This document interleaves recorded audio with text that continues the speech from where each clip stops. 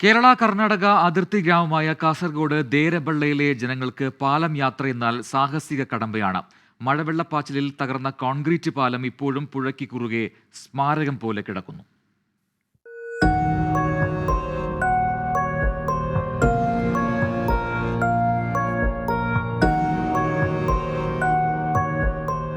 ഒരു പാലം 7 മാസം മുമ്പ് മഴവെള്ളപ്പാച്ചിലിൽ അടിവേരിളകിയ പാലം ഇന്നും ഇതേ കടപ്പാണ്. പരാതിപ്പെട്ടു, അപേക്ഷിച്ചു, പ്രതിഷേധിച്ചു, ആരും തിരിഞ്ഞു നോക്കിയില്ല. കവുങ്ങുതടി വെട്ടി താൽക്കാലിക പാലമുണ്ടാക്കി സാഹസിക യാത്ര തുടങ്ങി.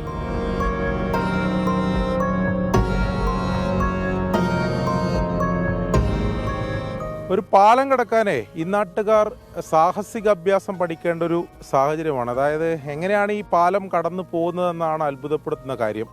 ഒന്ന് അങ്ങോട്ടോ ഇങ്ങോട്ടോ മാറിയാൽ അപ്പാടെ കാര്യം പോക്കാണ്.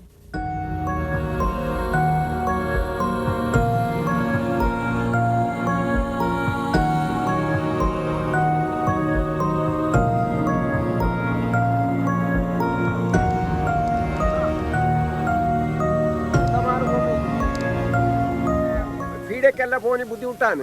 കയ്യിൽ പിടിച്ചിട്ട് പോകുന്നത് ഇത് വലിയ ബുദ്ധിമുട്ട്. പേടിച്ചിട്ട് പോകുന്നത് ഭയങ്കര ഡേഞ്ചർ ഉണ്ട്.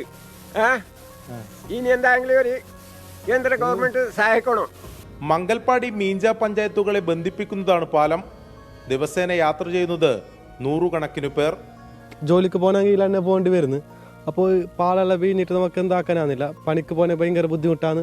സ്കൂൾക്ക് പുള്ളർ പോകുന്നു, പിന്നെ കുറേ പെൺപുള്ളറെല്ലാം പോകുന്നല്ലേ. അപ്പോൾ അവർക്കെല്ലാം പോകാൻ ഭയങ്കര ബുദ്ധിമുട്ട്. നടക്കാനെ പോലെ ആകുന്നില്ല. നിങ്ങൾ കാണും വരുന്നല്ലേ. സ്കൂളിലേക്ക് പിള്ളേർക്ക് പോകുന്ന അവരെ വിളിച്ചുകൊണ്ട് വരുന്നു. രാവിലെ വന്നിട്ട് ഇപ്പുറത്തേക്ക് ആക്കിയിട്ടാണ് പോകുന്നത്. അതൊരു ബുദ്ധിമുട്ടാണ്. പിന്നെ വൈകിട്ട് പിള്ളേർ വരുമ്പോൾ ഇവിടെ കാക്കണം. ആരായാലും വന്നിട്ട് ഒറ്റയ്ക്ക് പിള്ളേർക്ക് നടന്നിട്ട് വരാനാണില്ല ഇവിടെ. സുരക്ഷിത യാത്രക്ക് പാലം വേണം. ദുരിതയാത്ര ദുരന്തത്തിന് വഴിയൊരുക്കുന്നതിന് മുമ്പേ